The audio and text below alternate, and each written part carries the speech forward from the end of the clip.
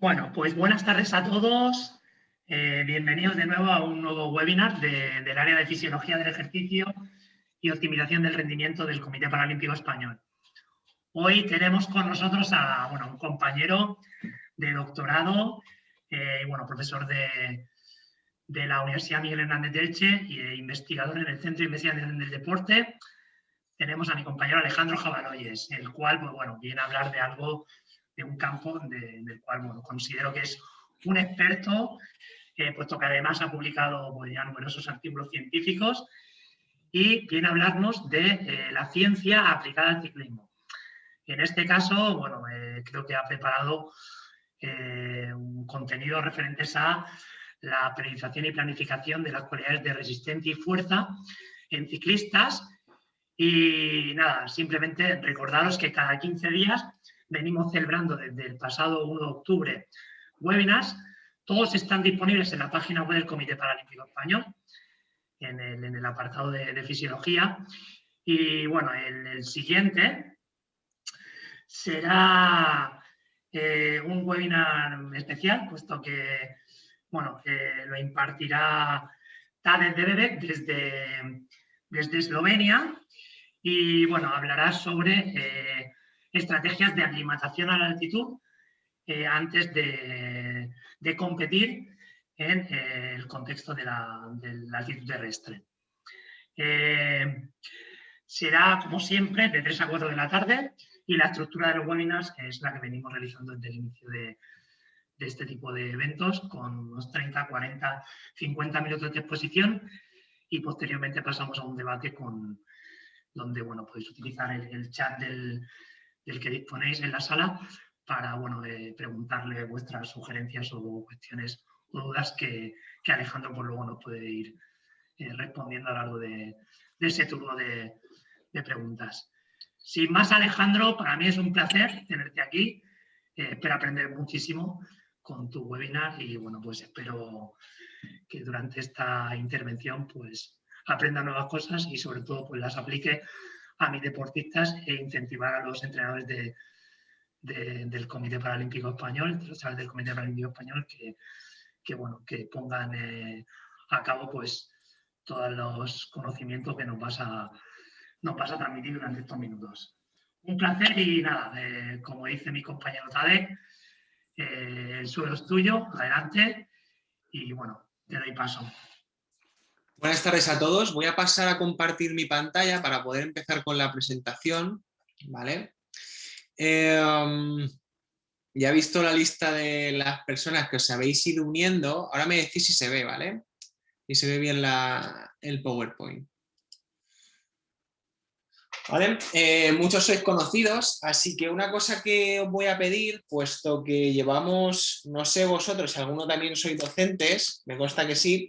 Si alguno tiene cualquier duda, os voy a pedir que directamente abráis el micro y lo comentemos, ¿vale? ¿Por qué os digo esto? Porque una de las cosas que más echamos en falta es el trato con las personas a las que estamos hablando. Y muchas veces nos olvidamos que al otro lado de la pantalla hay un grupo de personas, que en este caso sois vosotros, que estáis perdiendo un ratito de vuestra tarde de jueves para escucharme lo que os tengo que contar.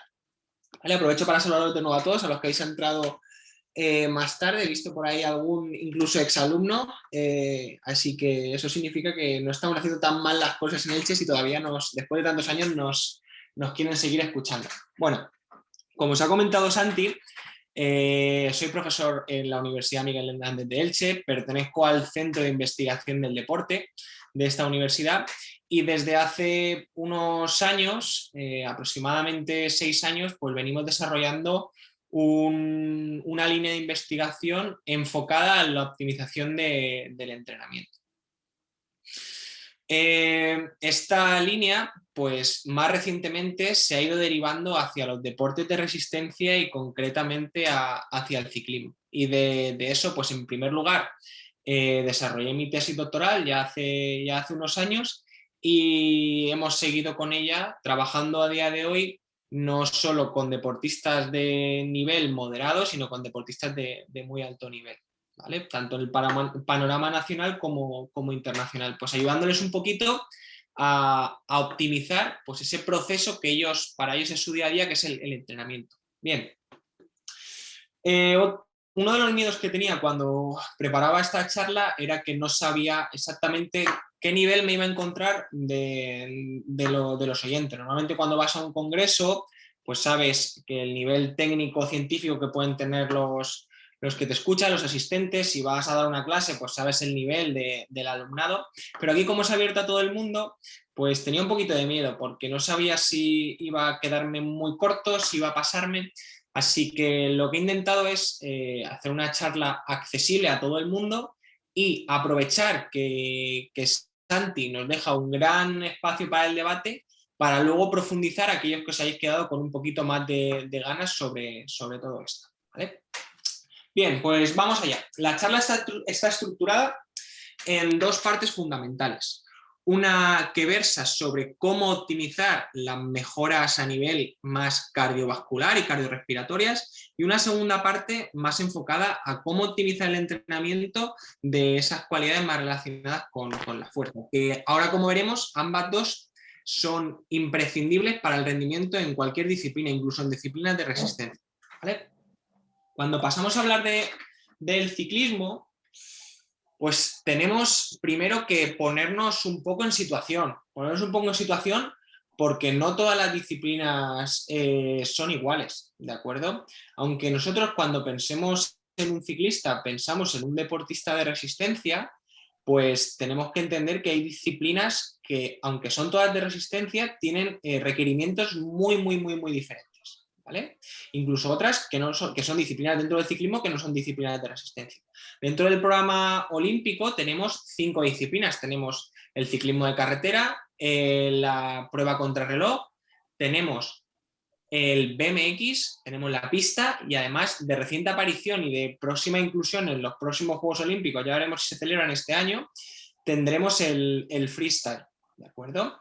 Dentro de esas disciplinas, pues el BMX Racing y el freestyle tienen poco de disciplina de resistencia, y algunas disciplinas relacionadas con la pista, que forman parte de la pista, tampoco. Entonces, aunque esta presentación va a versar sobre aquellas disciplinas de resistencia, concretamente sobre el ciclismo de carretera, que es donde estamos investigando actualmente, uno de los primeros pasos que tenemos que entender cuando vamos a intentar o cuando vamos a comenzar a entrenar a un deportista es saber realmente qué es lo que necesita. Y para saber lo que necesita, necesitamos saber los requerimientos, ¿eh? De reciente publicación podemos observar que Sanders y Teun hace poquitos meses publicaron los requerimientos en producción de potencia, en distancia y en velocidades de diferentes disciplinas, de diferentes tipos de carreras dentro del ciclismo de carretera.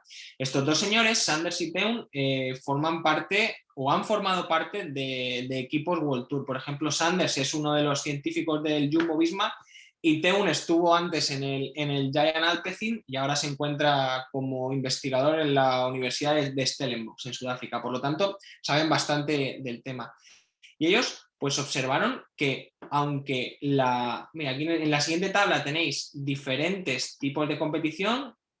Aquí Grand Tour se refiere a las pruebas de Tour de Francia, Giro de Italia y Vuelta a España, y no Grand Tour significa todas esas pruebas que también forman parte del calendario internacional, pero que no están dentro de estas grandes vueltas. Y aunque los días flat son etapas llanas, semimontañosas SMT, montañosas MT y TT Time Trial, contrarreloj, pues observaron que según el tipo de prueba, los requerimientos para rendir bien en ellas, aunque todas se engloban dentro de deportes de resistencia, al final los mejores resultados son muy diferentes, o los requerimientos, según el tipo de prueba. Por ejemplo, para las etapas llanas, para tener un buen resultado, al final necesitamos una gran potencia absoluta, independientemente de nuestro peso, entre 1 y 30 segundos. Mientras que para etapas montañosas, ¿vale?, necesitamos una buena potencia relativa a nuestro peso entre 20 y 60 minutos. Esto es porque al final, donde se ganan o se pierden estas pruebas, pues son en momentos muy, muy diferentes. Y eso es una de las cosas que tenemos que entender cuando desarrollamos un programa de entrenamiento para un deportista. Es decir, yo tengo un deportista que tiene un alto nivel, pero es muy bueno sprintando, ¿vale? Pues a lo mejor no necesita tener que hacer esfuerzos para desarrollar muy bien su potencia relativa al peso entre 20 y 60 minutos, y tenemos que realizar estrategias y aplicar metodologías diferentes para mejorar su potencia absoluta entre 1 y 30 segundos, ¿de acuerdo? Y lo vemos directamente en el perfil de los corredores. Si vemos, por ejemplo, al retirado Marcel Kittel, era un sprinter de pues, unos 80 kilos, ¿vale? Y es uno de las personas con más victorias en etapas en un Tour de Francia. Y él, pues precisamente, era una persona que tuviera un ratio peso-potencia muy, muy elevado, ¿de acuerdo? Entonces, eso es lo primero que tenemos que preguntarnos nosotros. ¿Qué va a necesitar mi deportista? ¿O qué va a determinar mi deportista para rendir bien en esa disciplina? ¿De acuerdo? A ver si puedo pasar diapositiva, que me está costando un poquito. Vale. Fijaos, ¿qué determina el rendimiento en un deporte? En cualquier deporte que vosotros vayáis a. En primer lugar, vamos a tener un componente genético. Es decir, el deportista, sobre todo el deportista de alto nivel, tiene que presentar unas características que explotar, ¿vale? Por ejemplo, se ha hablado mucho del consumo máximo de oxígeno y que es una variable que es poco entrenar. Bueno, eso es cuestionable, pero aún así sí que es cierto que parece ser que es necesario tener un alto consumo de oxígeno para rendir en disciplinas de resistencia. Pero lo mismo pasa, por ejemplo, con otras disciplinas. ¿Qué se necesita para ser un buen jugador de baloncesto? Pues por lo menos ser alto, ¿de acuerdo? O suele ser algo lo normal, ¿vale? Luego, otro factor que afecta y que nosotros muchas veces obviamos es un estado de salud óptimo, ¿de acuerdo? El deportista en general tiene que ser una persona saludable, tiene que estar libre de lesiones, tiene que estar en un estado de recuperación óptimo para rendir, no estamos hablando de un proceso de entrenamiento, ¿vale? Etcétera, etcétera. Y después está el apartado donde nosotros más podemos influir, que es el apartado del entrenamiento, ¿vale? Estos tres conceptos, o estos dos sumados al entrenamiento, va a permitir un rendimiento deportivo, ¿de acuerdo? Y nosotros donde podemos influir es sobre esos parámetros que van a influir en el entrenamiento. Parámetros fisiológicos, cómo los modifico en función del trabajo y el estrés al que someto a mi deportista, y luego parámetros psicológicos y biomecánicos, ¿vale? Que no tenemos por qué nosotros los entrenadores tener que participar en esto directamente, sino dejarlo a otros profesionales de otras áreas, ¿vale? Bien, cuando observamos qué determina el rendimiento, ya sí en disciplinas de resistencia, observamos que ese rendimiento está determinado por muchos factores. Es decir, no un deportista con un consumo de oxígeno muy alto va a ser muy bueno en una disciplina como es el ciclismo. Al final, según Joyner y Coyle, propusieron este modelo ya hace unos años, hace 13 años, en 2008, determinaron que el rendimiento en una disciplina de resistencia está determinado en primer lugar por mi capacidad aeróbica, mi capacidad para utilizar el oxígeno para obtener energía y producir esa locomoción en unos deportes de carácter cíclico de resistencia. En segundo lugar, por mi capacidad anaeróbica, es decir, cómo mis sistemas que van a utilizar energía sin utilizar ese oxígeno a través de la vía anaeróbica van a producir energía en determinados momentos que puede ser un factor determinante de ganar o perder, ¿vale? ¿De acuerdo? Por ejemplo, un sprint al final de una etapa. Y luego, por último, tenemos un factor muy, muy importante que muchas veces dejamos de lado, que es la eficiencia, y es cómo somos o cuánto gastamos para movernos. Cuanto más eficientes seamos, pues menos gastaremos a una determinada velocidad o a una determinada potencia en términos de ciclismo, y por lo tanto guardaremos energía para aquellos momentos donde tengamos que usarla, ¿de acuerdo? Seguro que los que venís del ciclismo habéis escuchado la expresión esta de gastar las balas, ¿vale? Pues esto muchas veces hace alusión a esto, al gasto de energía cuando no toca, o a gastar mucha en los momentos que no toca y luego no tener. Pues si consigo ser eficiente con mi entrenamiento, pues al final, o si consigo ser eficiente desplazándome, pues al final guardaré energía para esos momentos en los cuales necesito, por ejemplo, cuando llega a un puerto de montaña, cuando llega un determinado corte, etcétera, etcétera. ¿Vale? Bien, hablando o siguiendo comentando este modelo, podemos observar, ¿vale?, que al final, donde más nos acabamos centrando los entrenadores de deporte cíclico de resistencia es sobre mejorar esa capacidad aeróbica, cómo mejorar por mis umbrales y cómo mejorar mi capacidad aeróbica máxima o la velocidad a la cual pues, se obtiene mi máximo consumo de oxígeno. Y al final es esta variable en la que muchas veces le damos importancia. Si vemos literatura científica antigua, observamos que muchos comentan que se necesitan niveles estratosféricos de consumo máximo de oxígeno para rendir muy bien o para ser, por ejemplo, dicen que para ser ganador de un Tour de Francia necesitas 85 mililitros kilogramos minuto de consumo de oxígeno. O que para ganar una medalla de oro en maratón también, por encima de 80 mililitros kilogramos de oxígeno, ¿de acuerdo? Mililitros kilogramos de oxígeno. Pues bien, esta teoría pues un poquito ahora mismo se está derrumbando porque se está observando que hay deportistas con valores inferiores a eso que tienen rendimientos estratosféricos. Y esto viene dado principalmente por un avance sobre todo en las metodologías de entrenamiento. Bien, ¿qué pasa? Que, bueno, yo ya sé cuál es mi disciplina deportiva, sé qué es lo que le viene bien a mi deportista y ahora voy a trabajarlo. Bueno, pues antes de eso, primero tienes que contextualizar un poco cuál es el nivel de tu deportista. Sobre la categorización del nivel, pues muchas veces nos encontramos literatura científica que nos intentan categorizar. Y aquí os pongo un ejemplo como artículo, uno de los más citados, cuando nosotros los investigadores vamos a escribir un artículo y vamos a caracterizar esa muestra. Y nos dice, y nos fijamos en este diagrama, que el nivel de rendimiento va a ir entre 5 puntos y va a estar determinado por 3 parámetros. En primer lugar, mis datos biométricos, es decir, cuánto mide, cuánta masa corporal tiene y otros. Luego, parámetros fisiológicos, por ejemplo, el V2 más relativo al peso o la potencia aeróbica máxima que podemos tener. Y por último, pues mis características de entrenamiento, es decir, pues cuánto entreno, cuál es mi nivel actual, en qué nivel competitivo lo realizo.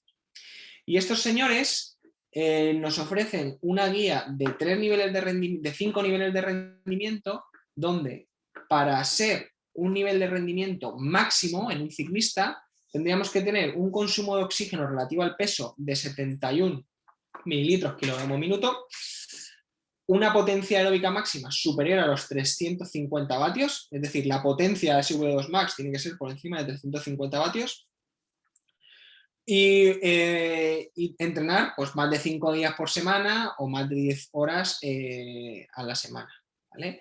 Al final, este nivel de rendimiento, por algunos motivos, parece un rendimiento pobre, porque yo conozco a cientos y cientos de deportistas amateur que entrenan más de 10 horas y que tienen una frecuencia de entrenamiento mayor a 5 días por semana. ¿Vale? Pero vamos a fijarnos en el valor de consumo de oxígeno máximo, mayores a 71 mililitros kilogramo minuto para considerarlo un deportista de alto nivel. Bueno, pues esto es lo que decía un poco que se está desmontando. ¿Por qué? Porque encontramos deportistas con valores inferiores a esto que corren o que pedalean muy, muy rápido. Recientemente ha aparecido este estudio de un fantástico investigador que es Andrew Jones, que es el fisiólogo responsable del proyecto Breaking Two de Nike, en el cual pues, se buscaba romper la barrera de las 2 horas en maratón. Y lo que hizo fue a los 16 mejores corredores que participaron en este estudio, pues les hizo pruebas incrementales maximales para determinar su consumo máximo de oxígeno y observó pues, a qué intensidad corrían el maratón. Y una de las cosas que más sorprendió, de hecho, si seguisteis esto por Twitter, pues fue bastante sonado, es que el consumo máximo de estos deportistas, la media estaba en torno a 71. 71 es un valor que podría estar rondando, como hemos visto en el gráfico anterior, en la tabla anterior, podría estar rondando incluso un nivel de rendimiento inferior. ¿Qué ocurre? ¿Cómo es posible que si esta guía nos está diciendo que esta gente no es del máximo nivel y son personas que corren todos por debajo de 2 horas 10 un maratón? Yo no sé si aquí hay alguno que me escuche que es capaz de bajar de 2 horas 30, pero correr a 2 horas 10 es sobrehumano. ¿Vale? No solo eso, sino que dentro de todos esos 16 corredores, sí que teníamos alguno con niveles muy altos, 85 mililitros kilogramo minuto, pero tenemos a un amplio grueso de deportistas, ¿vale? En este caso aquí, no se ve aquí, pero aquí hay 2, tenemos a 6 corredores que tenían un valor de consumo máximo de oxígeno inferior a 70 mililitros kilogramos minuto. ¿De acuerdo? Eso ya nos indicaría que tienen, según la guía que nosotros tenemos para determinar el rendimiento, un rendimiento de nivel 4, un rendimiento de una persona altamente entrenada, pero no de un deportista. Claro, entonces me habéis dicho que el consumo máximo de oxígeno es uno de los factores determinantes, pero aquí hay gente con un valor de consumo de oxígeno que podríamos llamarlo que, según lo que dice la literatura científica, es un valor mediocre. Bueno, sí, es cierto, pero como hemos visto anteriormente, pues hay otras variables que influyen en el rendimiento y una de ellas es la eficiencia de ejercicio. Esta gente pues gasta muy poquito, ¿de acuerdo? De media 190 mililitros kilogramos por kilómetro de coste de oxígeno. No solo eso, sino que son capaces de correr en el segundo umbral del lactato o en el lactate turn point, que es el punto en el que el lactato se empieza a acumular de forma exponencial y sirve un poco como de límite entre la intensidad que puedo sostener a lo largo del tiempo y la intensidad que no puedo sostener a lo largo del tiempo en esfuerzos continuos, pues son capaces de correr al 92% de su consumo máximo de oxígeno.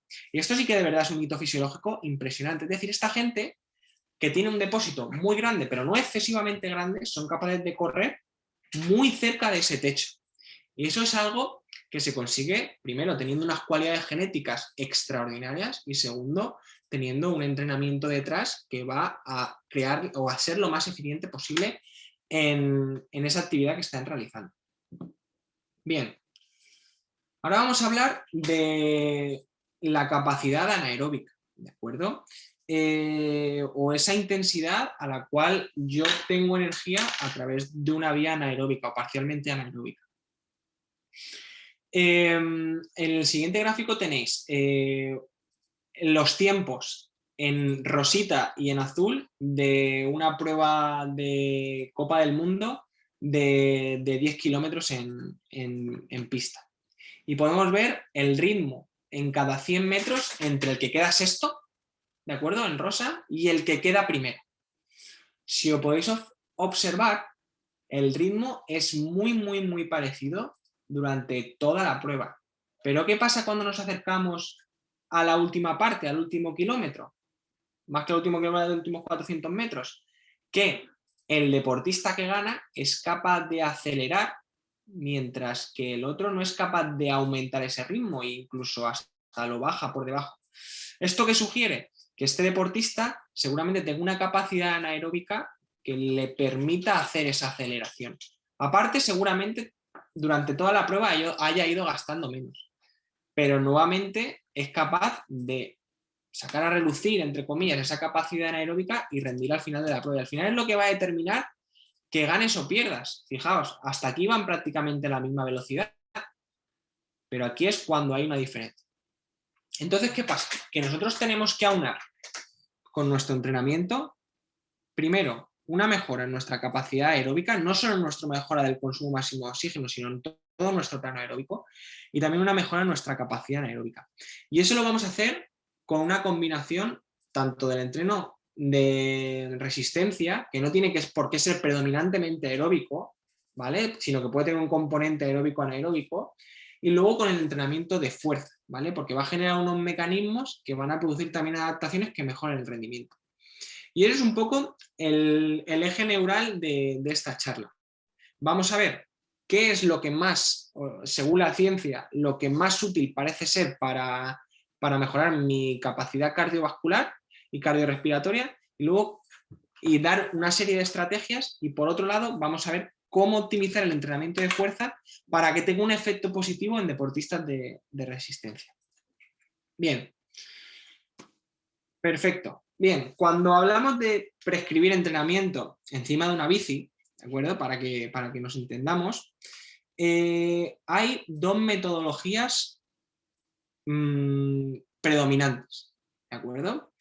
Por un lado tenemos el trabajo de carácter más continuo, es decir, yo salgo a rodar y no tengo ningún tipo de pausa, salgo a un ritmo continuo, más o menos intenso según lo que me ha prescrito mi entrenador.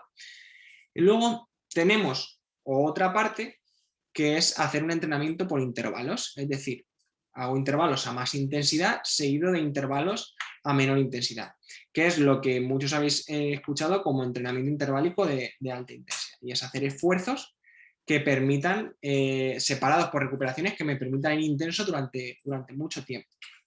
¿De acuerdo? Vamos a lanzar una pregunta ahora. ¿Qué creéis a día de hoy que podría ser más útil como estrategia de entrenamiento? Si tuvierais que decidir, elegir una, ¿cuál elegiríais? Sé que hay algunos que tienen ganas de hablar, que ya los conozco. Abrid el micro y no os cortéis. Alejandro. Sí. Hola, buenas. Mira, como medida de seguridad no habilitamos el abrir el micro No. a los asistentes, ¿vale? No lo sabía. Entonces ya les he dicho que todas las preguntas que se les vaya ocurriendo a lo largo de la ponencia, que a través del chat se las van hagan llegar, ¿no? y luego pues las vale. contestamos, Yo ¿vale? esperaba, claro, yo Santi, esperaba hacerla un poquito más dinámica ya, porque estamos aquí un poquito hartos de dar clases online y esto de preguntar suele dar bastante buen resultado para que la gente no se duerma más hasta ahora, pero bueno, lo tengo en cuenta y voy tirando, ¿vale? Venga. Intentaré no ser muy pesado. Bien, bueno, pues todavía no vamos a responder esta pregunta, ¿de acuerdo? Vamos a ver qué nos dice una revisión sistemática acerca de qué es más útil, ¿de acuerdo? Todos estos estudios que veis en la parte izquierda, se ve mi ratón, ¿no, Santi? Imagino. Todos estos estudios, perfectamente. perfecto. Todos estos estudios lo que analizaron fue qué era más útil para mejorar el consumo máximo de oxígeno, si entrenar de forma continua o entrenar de forma con entrenamientos intervalos. ¿De acuerdo?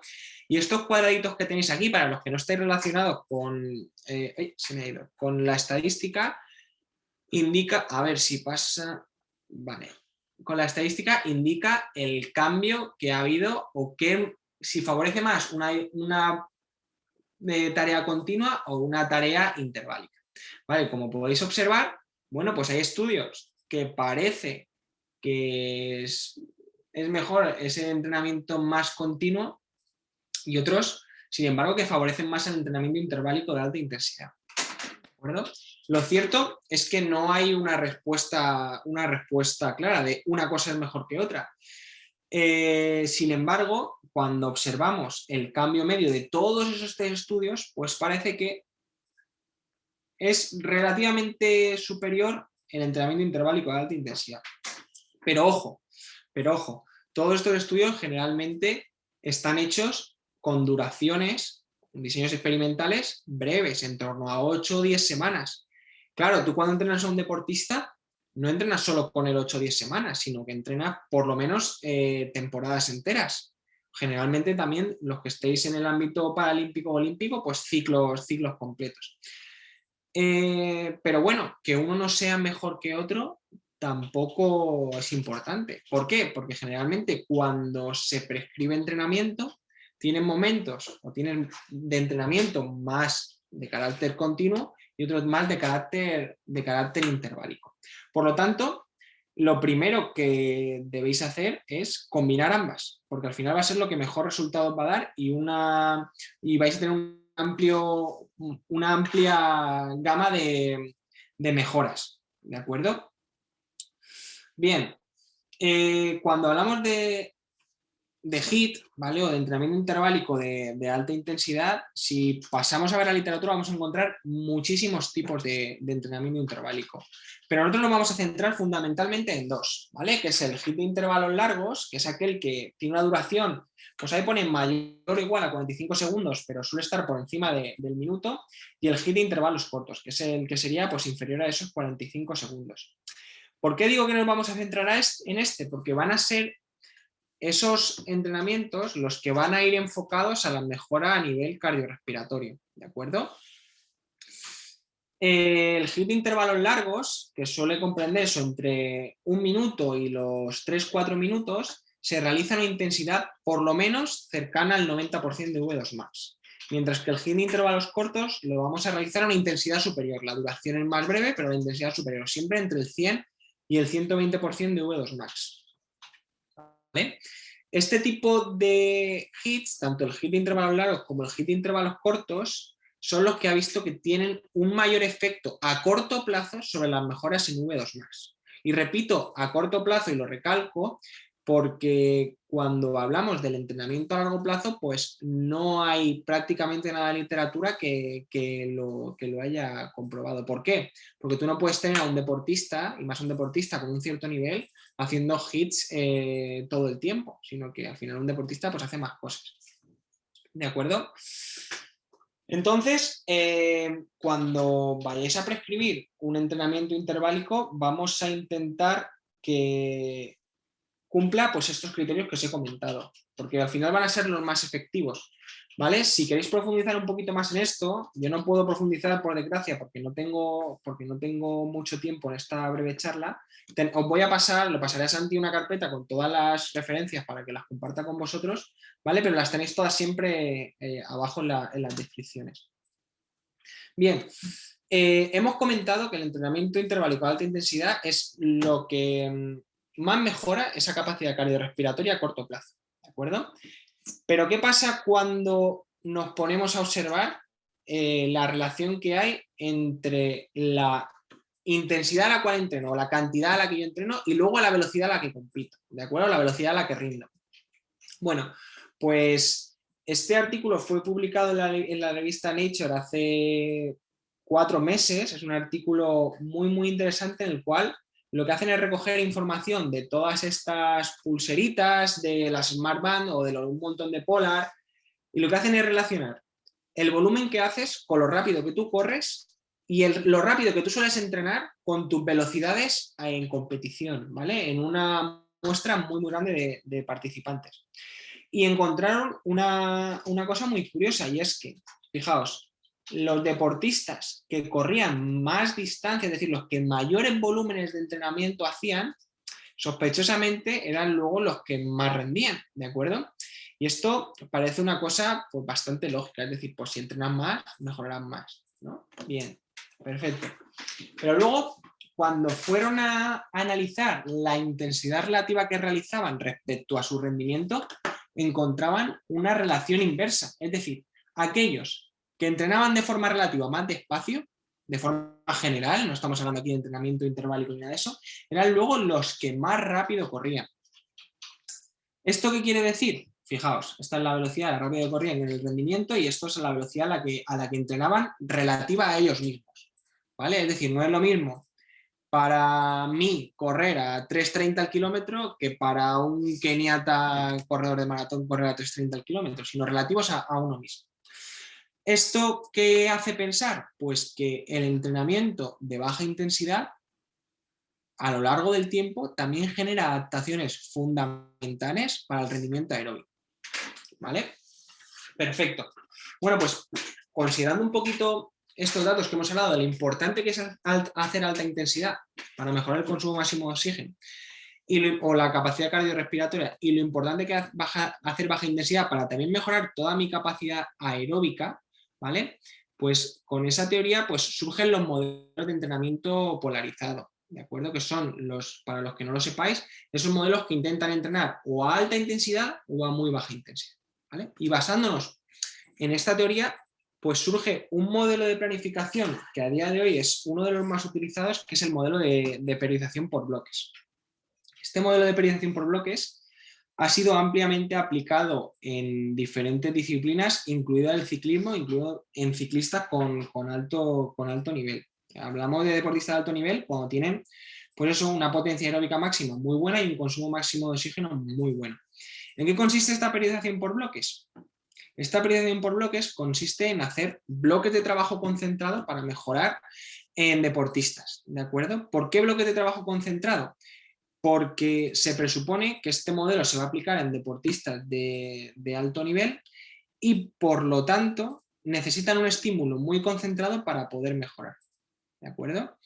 Esto yo lo explico generalmente con la teoría del café y la cafeína, ¿de acuerdo? Vosotros al principio, no sé vosotros, pero yo cuando empecé a tomar café, que fue cuando entré en la universidad, me acuerdo del primer café que me tomé, que me pasé prácticamente 2 días sin dormir, ¿de acuerdo? Ahora conforme pasa el tiempo y voy ganando tolerancia, porque ahora tomo café a diario, ahora me puedo tomar un café a las 8 de la tarde y a las 9:30 estar durmiendo perfectamente. Esto es porque he generado mucha tolerancia y a los deportistas de alto nivel les pasa lo mismo. Necesitan cada vez más para sentir los efectos del entrenamiento. Necesitan una carga muy concentrada para mejorar un poquito, ¿vale? O para mantenerse en su nivel. Y de ahí nacen los modelos de periodización por bloques. ¿Qué pasa? Que sí, esto es lo más utilizado, es lo que se suele hacer ahora más en deportistas de muy alto nivel, en muchos ámbitos, incluido el ciclismo, pero tiene, como siempre, peros, que yo digo, ¿de acuerdo? En primer lugar, que los deportistas no son máquinas, son personas. Esto parece que es muy sencillo decirlo, pero es cierto, todos no responden igual al entrenamiento. Si observáis estos dos artículos que os he puesto aquí en la presentación, ellos lo que hacen es, para un grupo de personas, aplicar el mismo programa de entrenamiento. ¿De acuerdo? En el primer estudio, a 73 sujetos les hicieron el mismo programa de entrenamiento y analizaron cómo mejoraba una variable que es el consumo máximo de oxígeno, que ya hemos hablado un montón hoy de ella. ¿Y qué observaron? Pues que de esos 73 sujetos hubo una mejora media del 8%. Si yo me paro a mirar un artículo de investigación y me dice que una determinada metodología va a mejorar en mis deportistas un 8%, digo, ¡oh, qué bueno! Esto es la gallina de los huevos de oro. Pero luego, lo interesante de estas investigaciones es que observaron el cambio sujeto a sujeto, es decir, qué pasaba con cada una de esas 73 personas. Y fijaos, cada una de estas barritas son los deportistas, ¿de acuerdo? Tenemos deportistas que, fijaos, mejoraron casi un 25% su valor de consumo máximo de oxígeno, mientras que otros mejoraron menos, ¿vale? En torno a un 10, un 5, tenemos un gran grueso de deportistas que mejoraron en torno a ese 8%, pero fijaos, tenemos deportistas que no mejoraron casi nada e incluso otros que empeoraron. Y eso es algo que, aunque parece que nos puede generar intranquilidad a entrenar, es algo muy bueno, porque eso significa que somos útiles, porque si cualquiera pudiese entrenar a cualquier persona, pues no serviríamos para nada. Y ahí es donde entra la parte de individualización del entrenamiento, que es lo que vamos a pasar ahora. Fijaos, en el otro artículo. Este artículo, que ya tiene una muestra mucho más grande de personas, 720, ¿qué encontraron? Pues una dinámica prácticamente idéntica. Deportistas que mejoran mucho y otros deportistas que empeoran ante el mismo estímulo, ¿de acuerdo? Eso es como si te dicen, oye, te vas a tomar un ibuprofeno y este ibuprofeno posiblemente te haga un efecto positivo, pero posiblemente no te haga nada o posiblemente incluso te haga encontrarte peor, ¿de acuerdo? Pues bueno, eso pasa con cualquier medicamento y con el ejercicio físico ocurre lo mismo. ¿Cómo podemos contrarrestar ese efecto de la alta variabilidad que hay entre sujetos ante la respuesta a un programa de ejercicio? Bueno, pues muchos autores lo que nos recomiendan es, oye, vamos a medir cómo está respondiendo mi deportista y vamos a adecuar los estímulos y el entrenamiento a la respuesta que está teniendo el deportista, ¿vale? Y de ahí surgen pues una corriente de autores, muchos australianos sobre todo, que lo que nos explican es, oye, vamos a monitorizar eso, vamos a monitorizar la carga de entrenamiento. No solo vamos a monitorizar la carga de entrenamiento como cuánto volumen hacen o cuánta intensidad, sino vamos a monitorizar cómo está respondiendo mi deportista ante las cargas que le estoy suministrando, ante el estrés que le estoy suministrando. ¿De acuerdo? Y bueno, pues a raíz de eso han salido pues, muchas herramientas que nos sirven para monitorizar cómo responde mi deportista, cómo responde en términos de fatiga, cómo responde en términos de rendimiento, cómo responde en muchos términos. Y una de estas herramientas, que ya habéis visto si habéis seguido alguno de los otros webinars, es la variabilidad de la frecuencia cardíaca, ¿de acuerdo? Que es nuestra línea de trabajo en ámbito de ciclismo aquí en Elche, ¿de acuerdo? ¿Qué es esto de la variabilidad de la frecuencia cardíaca? La variabilidad de la frecuencia cardíaca es la contabilización de cómo de variable es nuestro latido cardíaco, ¿vale? Ante cada latido, mi corazón pues tiene lo que se llama la onda PQRS, ¿de acuerdo? El diagrama PQRS. Pues la contabilización entre el tiempo que pasa en milisegundos entre cada uno de los latidos es esto que conoce como la variabilidad de la frecuencia cardíaca. Si yo voy a 60 latidos por segundo, imaginaos, eso no significa que mi corazón cada segundo exacto dé un latido, sino que a lo mejor el primer latido lo da en 840 milisegundos, ¿vale? O en 0,8 segundos. El siguiente en 1,2, el siguiente en 1,1. Y esto, la contabilización de esta variabilidad es lo como se conoce variabilidad de la frecuencia cardíaca. ¿Por qué es interesante esta variabilidad de la frecuencia cardíaca como herramienta para monitorizar el entrenamiento? No me voy a extender mucho en esto porque muchos ya lo habréis visto y otros ya los conocéis, ¿vale? Y si no, pues si queréis más información en la ronda de preguntas, pues investigamos un poquito más e intento resolver las dudas. Esto es interesante en el ámbito de la monitorización del entrenamiento debido a que es una medida no invasiva de cómo está nuestro sistema nervioso autónomo. Nuestro sistema nervioso autónomo, que es aquel responsable de las acciones involuntarias. ¿De acuerdo? Como es responsable de todas esas acciones involuntarias, también es responsable de generar esos procesos de recuperación que van a provocar una adaptación en mi organismo y, consecuentemente, una mejora en el rendimiento deportivo. ¿Vale? Esta variabilidad de este sistema nervioso autónomo, como muchos sabéis, está dividido en dos ramas. La rama simpática, que es la encargada de todos esos procesos que se llama fight or flight, de huida, de lucha-huida, que es, por ejemplo, el encargado de que si eres una gacela en la sabana y te persigue un león, pues de segregar adrenalina y hacerte que corras un poquito más rápido o de dilatar tus pupilas para que seas capaz de ver la zona de huida. ¿De acuerdo? Pues eso nos pasa igual a nosotros. Y siempre pongo el mismo ejemplo, ¿vale? Cuando tengo que dar esta charla, pues siempre pues, me pongo un poquito nervioso, como nos ponemos todos, excepto los más experimentados. Como me pongo un poco nervioso porque estoy enfrentándome a una persona que no conozco, pues mi rama simpática se activa, ¿vale? Mi rama simpática se activa. Y al final, ¿qué pasa? Pues, por ejemplo, que tengo la boca un poquito más seca, me inhibe la salivación. O, por ejemplo, me corta la digestión, es decir, yo no necesito estar digiriendo comida porque estoy ante una situación que para mí es estresante. ¿De acuerdo? Sin embargo, de forma paralela, tenemos la rama parasimpático-vagal, que es la contraria. Es decir, hace todos los procesos contrarios. Yo, cuando termine esta charla y me vaya a mi casa con mi pareja y esté tranquilo en el sofá, pues me relajaré, ya empezaré a hacer la digestión de la comida de hace un par de horas, se me contraerá la pupila, ¿vale? Me contraerá la vejiga y tendré ganas de ir al baño, etc. ¿De acuerdo? ¿Qué pasa? Que yo cuando necesito entrenar, pues necesito un grado de activación determinado, ¿de acuerdo? Y consecuentemente mi rama simpática está más activada.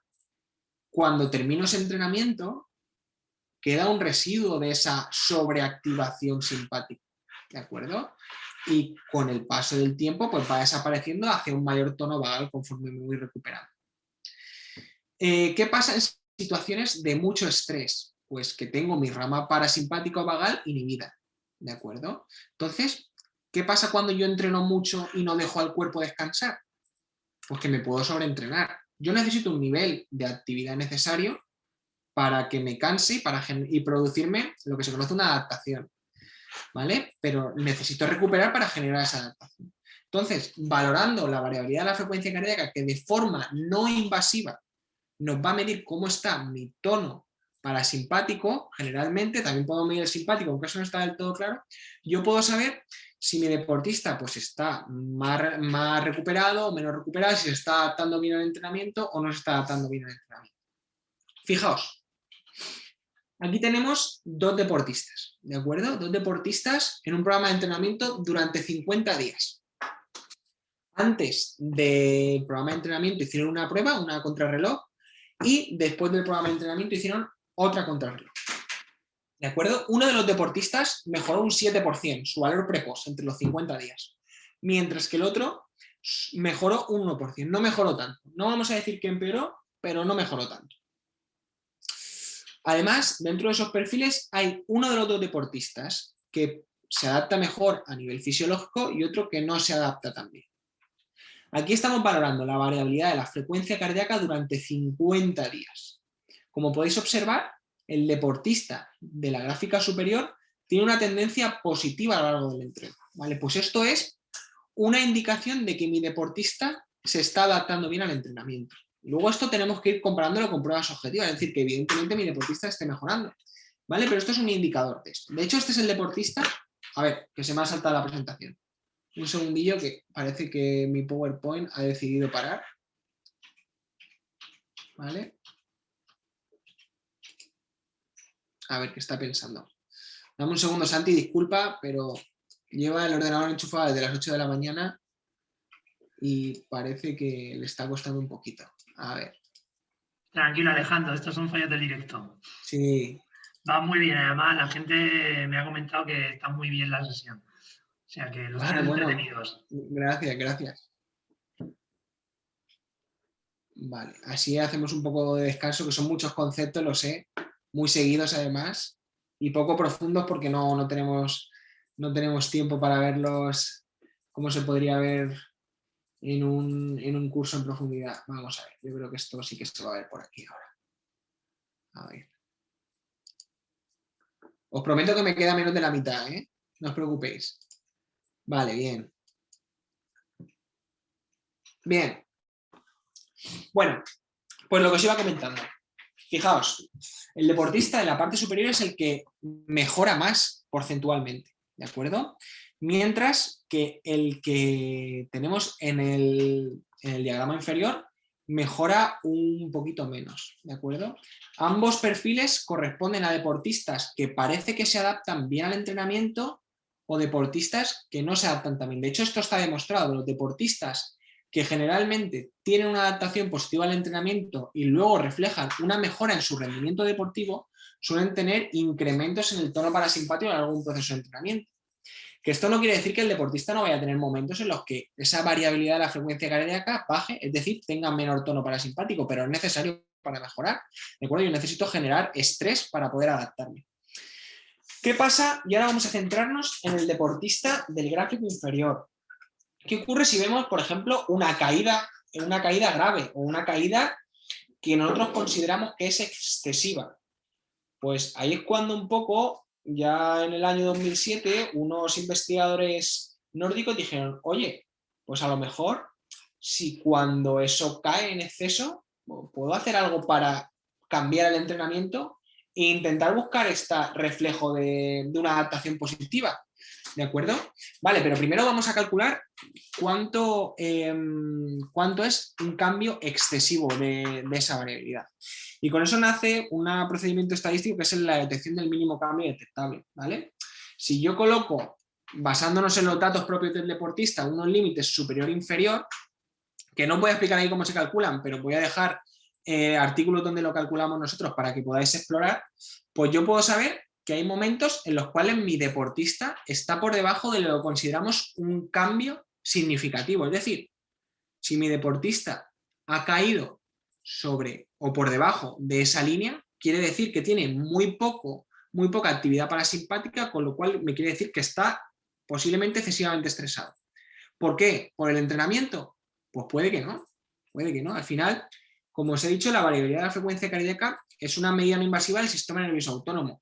En un deportista, generalmente, esos cambios en el estado simpático vagal van a venir dados por el entrenamiento, pero puede que no. Es decir, yo me enfrento a una situación de mucho estrés y mi variabilidad tiene que caer o debe caer. Por ejemplo, discuto con mi pareja. O tengo un mal día en el supermercado porque he discutido con no sé quién. O me he tomado algo que no me ha sentado bien. O estoy pasando un proceso febril o cualquier cosa. Pues mi variabilidad también va a caer. Es decir, que nosotros cuando apliquemos esta medida en el ámbito del entrenamiento, no, y ahora veremos, nosotros a nivel investigador solo utilizamos la variabilidad, pero en nuestro contexto profesional no solo utilizamos la variabilidad es una medida que me va a indicar si tengo que encender los semáforos en rojo o no. Y luego llega la segunda parte, que es la parte más importante, que es la parte personal, la de preguntarle a vuestro deportista, oye, ¿qué te pasa? ¿Cómo te encuentras? Esa parte nos va a ayudar a tener una imagen global de lo que le pasa a mi deportista. Yo no puedo basar mi entrenamiento únicamente en una medida. Pero bueno, no es una medida que nos informa de si el deportista está adaptándose o no al entrenamiento. Vale. Pues a raíz de estos cambios bruscos, pues llegaron a estos investigadores y se le encendió la bombilla. Oye, ¿y qué pasa si yo cuando mi deportista está en ese estado, cambio el entrenamiento? Es decir, hago entrenamientos que van a producir que no haya una caída en el tono parasimpático. Es decir, entrenamientos más suaves o incluso descansar. Igual puedo conseguir que mi deportista vuelva a entrar dentro de la zona de confort, vamos a llamarla así, o la zona de tolerancia, y promover adaptaciones positivas al entrenamiento. Bueno, pues con esta idea nosotros lo aplicamos en ciclismo y en el año, fue aceptado en 2018, pero nos lo publicaron en 2019, lo aplicamos en un grupo de deportistas amateur. ¿Y qué observamos? Pues comparamos dos programas de entrenamiento. Un programa de entrenamiento tradicional frente a un programa de entrenamiento en el cual, en función de los registros de variabilidad, pues decíamos al deportista, si estaba muy fatigado, oye, hoy en vez del entrenamiento que tenéis que hacer interválico de alta intensidad, vas a hacer un entrenamiento suave. O en vez del rodaje de 4 horas que te tocaba hacer, vas a hacer un rodaje de 1 hora y media. O mira, llevas 2 días fuera del rango, hoy vamos a descansar. Tenías programado una sesión suave, pero mejor vamos a descansar. Es decir, individualizábamos ese entrenamiento a la respuesta individual de nuestro deportista, independientemente del programa de entrenamiento. Y si sus datos fisiológicos nos decía, oye, este señor tiene que parar, parábamos. Bueno, ¿qué encontramos cuando hacíamos esto? En el gráfico superior tenéis el entrenamiento guiado por variabilidad. Si os dais cuenta, estos deportistas mejoraron su potencia aeróbica máxima y su potencia en el segundo umbral ventilatorio, o que muchos conoceréis como umbral anaeróbico, ¿de acuerdo? Y además mejoraron su rendimiento en una crono de 40 minutos, ¿de acuerdo? ¿Qué pasó en el grupo de entrenamiento tradicional? Es un entrenamiento, ten en cuenta que estos son solo 8 semanas, en personas que ya tienen un nivel de entrenamiento moderado, ¿vale? ¿Qué encontramos? Pues que no mejoraron significativamente en estas variables en este poco tiempo. Sí que mejoraron un poquito, es decir, por ejemplo, potencia aeróbica máxima de 346 a 350, potencia umbral anaeróbico de 256 a 280, pero no un cambio estadísticamente significativo. Vale, bien, esto a nivel medio. ¿Pero qué pasó sujeto a sujeto? Fijaos, a la izquierda tenéis el grupo que entrenaba guiado por variabilidad, es decir, el grupo que le decíamos, oye, tú hoy no entrenes cuando estás cansado, o hoy sí te toca entrenar fuerte, mientras que el grupo de la derecha es el grupo que entrenó lo que le tocaba, es decir, ese es tu programa de entrenamiento y tienes que hacerlo sí o sí, te encuentres como te encuentres. Fijaos, el cambio medio de ese grupo, que lo tenemos marcado por esta línea negra, en el grupo de variabilidad era de un 6%, ligeramente por encima de 5%, mientras que en el grupo tradicional era por debajo del 5%, era un 4 con algo. Y otro me podéis decir, bueno, sí, vale, solo hay una diferencia de un 1% entre uno y otro. ¿Para qué voy a gastar yo tanto tiempo en que el deportista me recoja un dato de variabilidad, me lo mande, analizarlo y cambiar el entreno? A lo mejor no me compensa. Fijaos lo que pasaba sujeto a sujeto, que es cada una de estas rayas y escalorines. Todos, al principio es un 0 y esto es el porcentaje de mejora. Fijaos. ¿Qué pasó? Que en el grupo de guiado por variabilidad hay una heterogeneidad en la respuesta, es decir, cada deportista responde de forma diferente, sí, pero esa respuesta es predominantemente positiva. Solo teníamos un sujeto que empeoró y empeoró muy poquito, ¿vale? Empeoró menos de un 1%. Mientras que en el otro grupo, pues bueno, la heterogeneidad sigue estando presente, pero ya tenemos más deportistas, en este caso a 2, que no mejoraron, ¿de acuerdo? Que no mejoraron tanto, con lo cual la tasa de éxito pues nos ha subido un poquito. Con esta idea, ¿qué pasa? Que en personas moderadamente entrenadas, el problema es que hacerlos mejorar es relativamente sencillo, ¿de acuerdo? Son personas que a poco que les estructures un poquito el entrenamiento, pues van a mejorar. ¿Qué pasa cuando esto lo aplicas en una población de un poquito más de nivel? Pues que hacerlos mejorar ya es más complicado. Y con esta idea, pues hicimos el siguiente estudio que fue publicado hace unos meses, en 2020, en el cual comparábamos esta teoría nuestra del entrenamiento guiado por variabilidad frente a una periodización por bloques en deportistas de categoría elite sub-23 nacional, es decir, corredores de Copa de España o corredores élite que eran mayores de sub-23. ¿De acuerdo?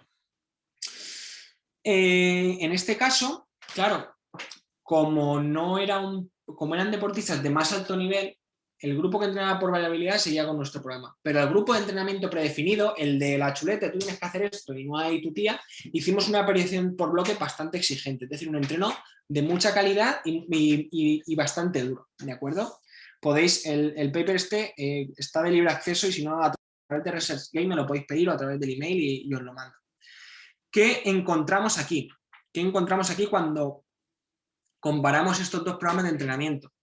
Bueno, que el grupo de variabilidad, también otra vez en 8 semanas, que vuelve a ser una duración de diseño experimental breve, pero al final esta muestra pues no podemos hacer un seguimiento tan en profundidad durante todo el año.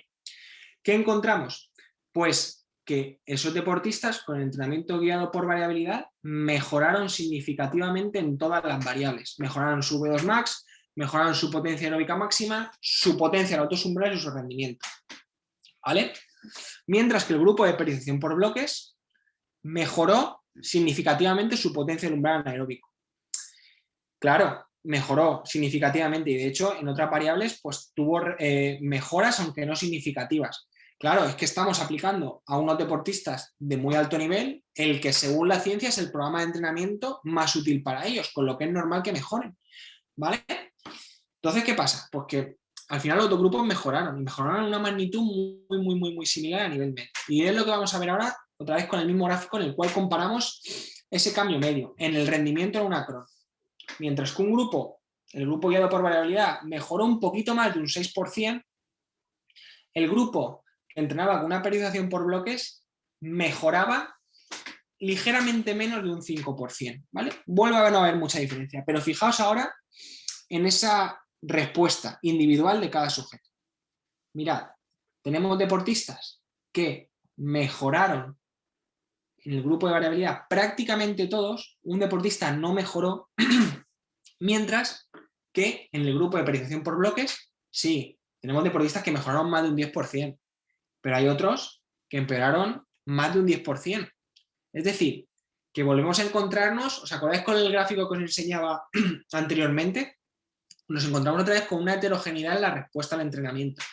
Si hacemos caso a esos autores australianos que comentaba antes, que necesitamos registrar el entrenamiento y registrar cómo responde nuestro deportista, y además tomamos decisiones en relación a su respuesta positiva o negativa, podemos conseguir que la tasa de éxito de nuestros deportistas sea mayor, es decir, que esos deportistas vayan mejorando con mayor probabilidad.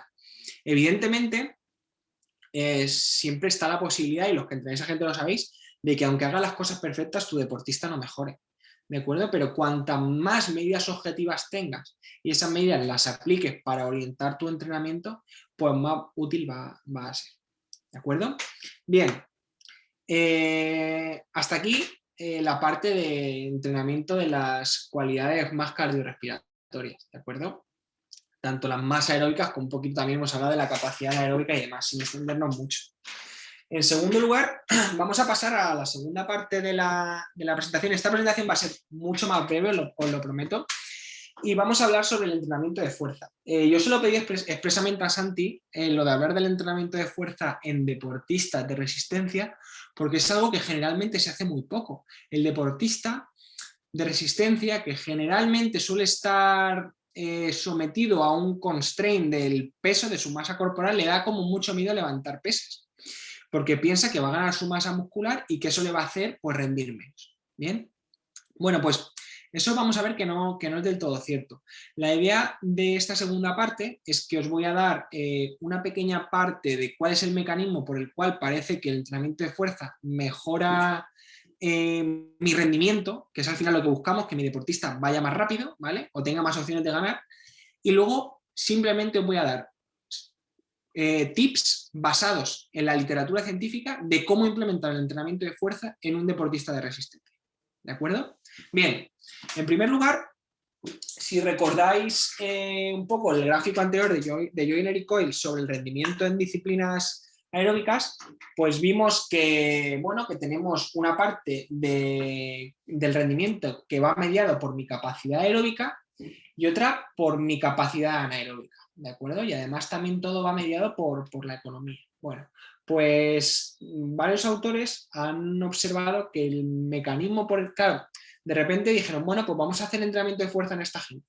Dijeron, madre mía, si el entrenamiento de fuerza en un ciclista está haciendo que mejore su rendimiento subiendo un puerto de montaña. ¿Cómo es esto posible? Si lo único que ha hecho es ir a hacer sentadillas a un gimnasio.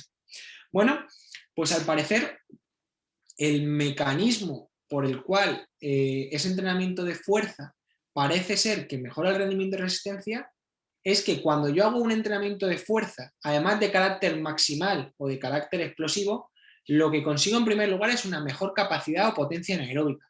Con lo cual, ese deportista generalmente cuando tenga que hacer esfuerzos por encima de su capacidad aeróbica máxima, pues va a rendir un poco mejor. ¿De acuerdo? ¿Por qué? Porque mejora, por ejemplo, sus depósitos de fosfocreatina, porque mejora su capacidad tampón, porque mejora su capacidad neuromuscular, ¿vale? Mejora su capacidad para reclutar unidades motoras, ¿de acuerdo? A nivel muscular. Mejora su coordinación intra y entre músculos, ¿de acuerdo? Y consecuentemente eso tiene una mejora, en primer lugar, en esas capacidades anaeróbicas, pero luego en segundo lugar en la economía. El deportista es más eficiente a la hora de realizar los esfuerzos. Y eso va a venir mediado a una mejora del rendimiento de forma indirecta, ¿vale? En el año 2013, un investigador súper prolífico que muchos conoceréis, que es Íñigo Mújica, pues publicó junto a Ben Ronestad, que es uno menos conocido, por lo menos aquí a nivel nacional, es un noruego muy especialista en el entrenamiento de fuerza aplicada a deportistas de resistencia, publicaron una revisión donde vieron los efectos positivos y negativos que podía tener el entrenamiento de fuerza. Y si de verdad hay un mito en cuanto a los efectos negativos que tiene entrenar fuerza en deportes de resistencia. ¿Qué observan? Pues que dentro de los efectos positivos, pues parecía que el V2 Max, el entrenamiento de fuerza no lo mejoraba, ¿vale? A priori. Pero bueno, que hemos dicho que el V2 Max es un componente más y que yo puedo entrenar a través del entrenamiento de la resistencia, con metodologías continuas, con metodologías interválicas. Bueno, ya hemos repasado algunas un poco por encima y bueno, podemos andar un poquito más en ellas si ahora lo consideras. Pero ¿qué pasa? Que sí que se han visto efectos positivos en mi economía de ejercicio, en mi capacidad anaeróbica, en mi umbral de lactato, en mi rendimiento en resistencia. Ahora vamos a ver un ejemplo, ¿de acuerdo? Por lo que, de momento, tiene efectos positivos sobre el rendimiento, demostrados. Vale. Y ahora, ¿qué efectos negativos podría tener? Pues uno de los miedos, como os he comentado, más infundados aquí en los deportistas de resistencia es, bueno, es que yo voy a incrementar mi masa corporal, voy a pesar más y por lo tanto pues ya no voy a mover los mismos vatios relativos a mi peso. Bueno, pues he observado que no es así. Es decir, que no tienes cambios significativos en tu masa corporal con un programa de entrenamiento de fuerza bien estructurado. Ahora vamos a ver alguna guía de cómo estructurarlo bien. Y tú no te vas a poner a levantar pesas como si fueras a ser un culturista. Y no es el objetivo, porque, entre otras cosas, tú vas a hacer pesas o vas a hacer un trabajo de fuerza con el objetivo de que vaya orientado a que tú seas capaz de pedalear más y mejor. Si el entrenamiento de fuerza ya para empezar te deja baldado para poder pedalear, pues ya estamos perdiendo un poquito ese interés, ¿de acuerdo? Luego, que si yo incremento mi peso, además, voy a comprometer mi consumo de oxígeno relativo a ese peso. Bueno, pues eso también se ha observado que no es así, ¿de acuerdo? Y luego, pues otros cambios también más a nivel fisiológico, como es una reducción de mis enzimas oxidativas, esas que van a permitir el transporte y utilización de oxígeno, ¿de acuerdo? Y una reducción de la capilarización. Pero esos son mitos que luego no se han visto demostrados por el grueso de la literatura, ¿vale? Hay algunos artículos puntuales que parece ser que no tienen efecto positivo, ¿vale? Pero no se ha visto un efecto negativo generalizado. Y no se ha visto un efecto negativo que vaya a comprometer los múltiples efectos positivos que puede tener el entrenamiento de fuerza. Porque, bien, cuando yo me paso a revisar toda la literatura, es cierto, no todos los estudios van a observar mejoras en la economía de ejercicio, pero no hay ni un solo estudio que reporte efectos negativos. y no hay ningún solo estudio que reporte efectos negativos en el rendimiento propio o en el umbral anaeróbico. Por lo tanto, si es posible que tenga efectos positivos y es muy, muy, muy poco probable que tenga efectos negativos, pues más motivo aún para hacerlo. ¿De acuerdo? Fijaos, en este estudio en el cual hicieron un programa de entrenamiento en ciclistas entrenados, un grupo solo hacía entrenamiento de resistencia y otro hacía entrenamiento de fuerza más resistencia, observaron que, bueno, que ambos en un rendimiento, una crono de 5 minutos, es decir, 5 minutos lo más fuerte que pudieran, pues ambos grupos mejoraron su potencia, es decir, tanto el que hacía resistencia como el que hacía resistencia más fuerza. ¿De acuerdo? Sin embargo, cuando pasamos a pruebas más largas, como suelen ser estas pruebas de resistencia, cuando pasamos a una crono de 45 minutos, es decir, muchísimo más larga, pues, ¿qué se observó? Bueno, no solo que ambos grupos mejoraban, sino que tras la intervención, el grupo que hizo entrenamiento de fuerza más resistencia era significativamente mejor que el grupo que hacía solo resistencia, cuando al principio del programa de entrenamiento eran muy parecidos. Por lo tanto, si tenéis deportistas de resistencia que no hacen fuerza, pues igual ahora mismo si están en un periodo competitivo no es el mejor momento para empezar, pero yo os invitaría a que consideréis el entrenamiento de fuerza no solo durante la pretemporada o antes del periodo competitivo, sino también durante el periodo competitivo, ¿de acuerdo? Siempre con unas consideraciones ya adecuadas a su calendario. ¿Cómo nos indican estos autores que deberíamos hacerlo? Vale, en primer lugar, tenemos que cumplir el proceso de especificidad, es decir, o el principio de especificidad. Y por lo tanto, tenemos que realizar ejercicios que se centren de verdad en los músculos que va a hacer mi deportista. No vale de nada poner a un ciclista de carretera a hacer dominadas o a hacer press de banca, ¿vale? Sino que tendrá que hacer ejercicios que ejecuten de forma concéntrica pues, la musculatura anterior de los miembros inferiores. ¿De acuerdo? Esto primera norma impepinable. ¿De acuerdo? Segunda, para que sea beneficioso, deberíamos realizarlos en su rango de movimiento particular. ¿De acuerdo? Y más cuando el deportista no tiene mucha experiencia en el entrenamiento de fuerza. Tercero, durante el proceso de desarrollo, no vamos a hablar de las primeras fases donde el deportista está en un proceso de aprendizaje, deberíamos realizar la fase concéntrica de la musculatura que estamos actuando, que estamos utilizando o trabajando a máxima velocidad. Si se realiza a máxima velocidad, ya se han conseguido mejoras, no solo en fuerza máxima y en el RFD, sino también en la economía de ejercicio tras 8 semanas solo. Es decir, tras 2 meses el deportista ya está siendo más económico realizando su actividad física. ¿De acuerdo? Y luego, por último, una de las consideraciones, me la dejo por última porque creo que es una de las partes más importantes. En otras disciplinas el trabajo de fuerza está muy instaurado, pero en estas y en el ciclismo especialmente está muy poco desarrollado. Y una de las cosas que más nos encontramos son deportistas que no tienen una técnica correcta, con lo que puede llevar a una posible lesión. ¿De acuerdo? Antes de ponernos a entrenar fuerza con cargas más elevadas, una de las recomendaciones más importantes que os puedo dar es que primero desarrolléis una técnica correcta. Antes de poneros a entrenar más fuerte, más cargas o con unas consideraciones que os voy a explicar en la siguiente diapositiva, primero, por favor, un desarrollo de la técnica correcta. ¿Vale? Bien, ¿cómo organizo este entrenamiento de fuerza? Ya sabemos que tenemos que utilizar los músculos que el deportista va a emplear durante su gesto deportivo, en su rango de movimiento particular, que cuando el deportista ya tenga una técnica correcta, tengo que hacer la fase concéntrica a máxima velocidad. Bien, y ahora, todo esto que me estás diciendo, Alejandro, ¿cómo lo integro yo en mi programa de entrenamiento? Bien, pues siguiendo las guías de estos autores, que no solo son investigadores, sino que además lo aplican a sus deportistas, también son entrenadores, ¿de acuerdo? Indican que que lo ideal es hacer esta fase de desarrollo durante el periodo preparatorio, es decir, antes del periodo competitivo, ¿vale? Que con 2 sesiones de fuerza máxima, orientarse a la fuerza máxima o la fuerza explosiva durante 12 semanas, es más que suficiente para conseguir adaptaciones que de verdad tengan una influencia directa sobre el rendimiento de mis deportistas. ¿A qué intensidad? Entre 4 y 10 RM, ¿de acuerdo? Intensidades pues, que van de intensidades orientadas a la fuerza máxima por vía hipertrofia hasta la fuerza máxima por vía neural. Y hacer 2-3 series con 2-3 minutos de recuperación.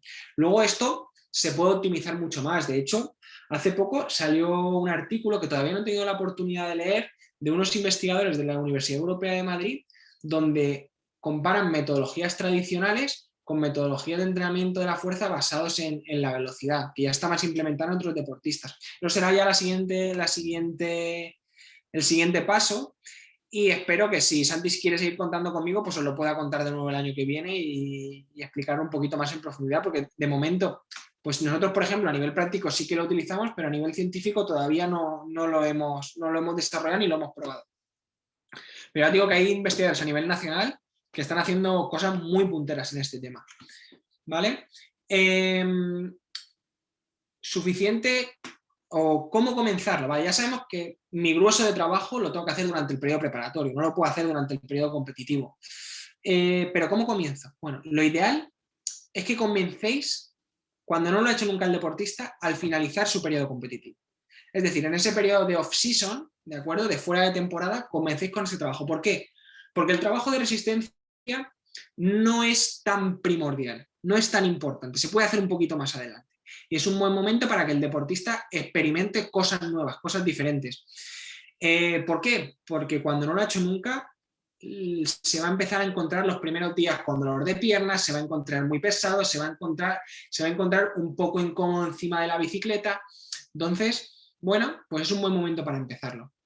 Cuando además no lo ha hecho nunca, antes de pasar a hacer estas sesiones de fuerza máxima o de altas cargas o de fuerza explosiva, yo recomendaría empezar con 2, incluso 3 semanas de adaptación y aprendizaje haciendo trabajo con cargas bajas, donde el deportista enseñemos esa técnica correcta, eso que tanto hincapié os he hecho.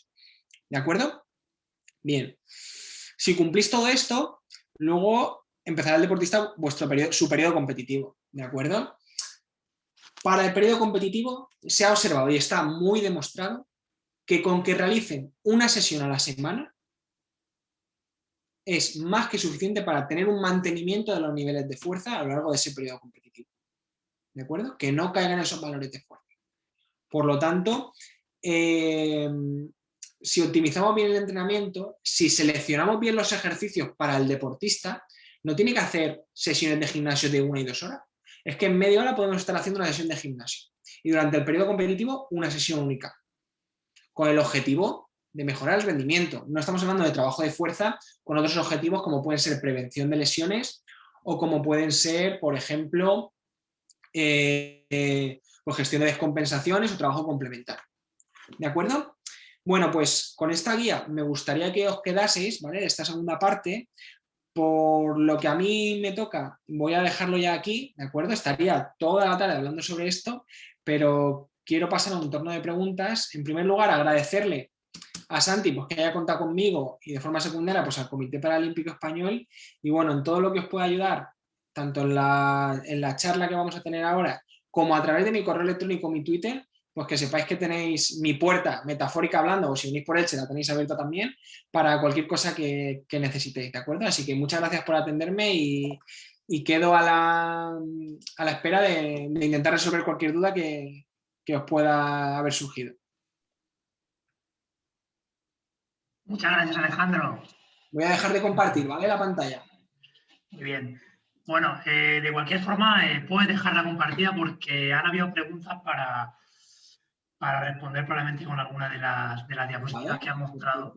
Perfecto. Mira, en primer lugar, bueno, por supuesto que contaremos contigo sobre el proyecto que estás llevando ahora a cabo para que nos lo contéis cuando lo veáis oportuno. Y nada, en primer lugar, bueno, nos comenta Javi si podrías explicar el cuadro de acción de vuestro estudio de variabilidad de la frecuencia cardíaca, ¿vale? Sobre cómo, cómo tomas las decisiones en función de los valores que vais registrando. Si esto lo podrías explicar de manera más detallada. Lo voy a explicar, no lo tengo en la diapositiva porque pensé que iba a quedar demasiado largo, pero lo que vamos a hacer es que os voy a abrir otra presentación donde tengo además una animación que os puede ser muy, muy y que os puede dar un poquito más de luz de cómo realmente lo hacemos nosotros. Fijaos, a ver, dadme 10 segundos que lo tengo por aquí. A ver.